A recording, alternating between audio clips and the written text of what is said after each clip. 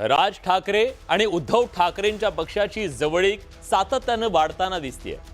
मात्र काँग्रेसनं राज ठाकरेंपासून अंतर राखणं पसंत केलंय. त्यामुळे जर हे दोन ठाकरे बंधू एकत्र आले तर मग महाविकास आघाडीत फूट पडू शकेल का? काँग्रेस या दोघांपासून दूर जाईल का? प्रश्न अनेक आहे. जोडतोडीचं राजकारण घडेल का? सवाल.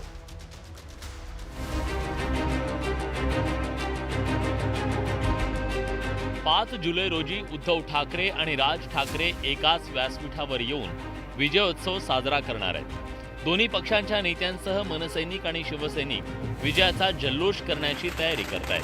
दोन्ही पक्षाच्या सैनिकांमध्ये मनोमिलन झाल्याचं या निमित्तानं पाहायला मिळतंय. मात्र ठाकरे बंधू एकत्र आल्यावर काय करायचं हेच अजून काँग्रेसला ठरवता येत नाहीये. कारण मराठीसाठी आग्रही भूमिका घेणारे राज ठाकरे परप्रांतीयांवर जोरदार टीका करत असतात. त्यामुळे राज ठाकरेंबाबत काँग्रेसनं सावध पवित्रा घेतलाय. राज ठाकरे से का जो बयान है, उनका स्टैंड है, वो हम बिल्कुल सहमत नहीं है. नॉर्थर्न इंडिया और साउथर्न इंडिया कुछ भी नहीं है. भारत एक है और उत्तर भारतीयों को कांग्रेस पार्टी ने बहुत सारा मजबूत किया है, अवसर दिया है.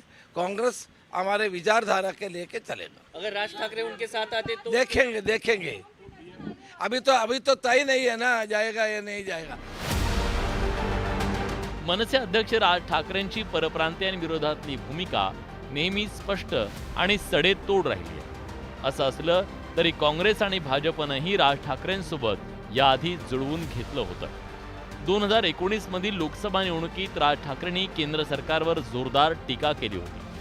नरेंद्र मोदी आणि अमित शहा यांच्यावर राज ठाकरेंनी हल्लाबोल केला होता. 2019च्या लोकसभा निवडणुकीच्या निकालानंतर राज ठाकरेंनी 8 जुलै 2019 रोजी दिल्लीत सोनिया गांधींची भेट घेतली होती. मात्र नंतर त्यांचे काँग्रेससोबत सूर जुळून आले नाहीत आणि आता 2024 मध्ये काँग्रेस समोर नवा पेच निर्माण झालाय. आम्ही दोघा भावांच्या याच्यामध्ये त्यांना जेव्हा विचारण्यात आलं तेव्हा त्यांनी सांगितलं की उत्तर भारतीयांबद्दल राज ठाकरे यांनी केलेली विधानं त्याच्याशी आम्ही सहमत नाही.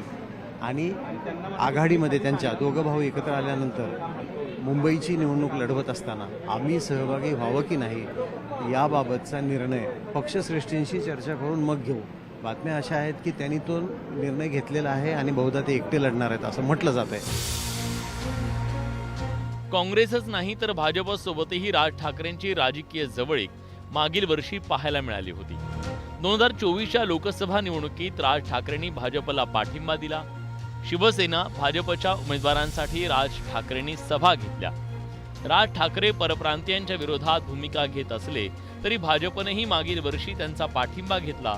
तर 2019 मध्ये राज ठाकरेंनी घेतलेली भूमिका काँग्रेसच्या पसंतीला पडली. बिहारच्या निवडणुका आता तोंडावर आहेत आणि बिहारमध्ये राज ठाकरे यांच्याविषयी वेगळ्या भावना आहेत. म्हणजे जसं लालू प्रसाद यादव असतील किंवा इतर पक्ष आहेत. तर जेव्हा नितीश कुमार आहेत, विशेषतः मागे बिहारी तरुणांना मारहाण झाली होती ते प्रकरण अजूनही ते लोक बोलून दाखवत असतात. कदाचित राष्ट्रीय पक्षांचा हा प्रॉब्लेम आहे. बिहारमधील आगामी विधानसभा निवडणुकीच्या पार्श्वभूमीवर काँग्रेसला राज ठाकरे महाविकास आघाडीसोबत नकोय असा राजकीय रागरंग दिसतोय. त्यामुळे आता काँग्रेस काय निर्णय घेणार, त्या निर्णयाचा मवियाला फटका बसेल का असे प्रश्न निर्माण झाले. संतोष गोरे, न्यूज 18 लोकमत, मुंबई.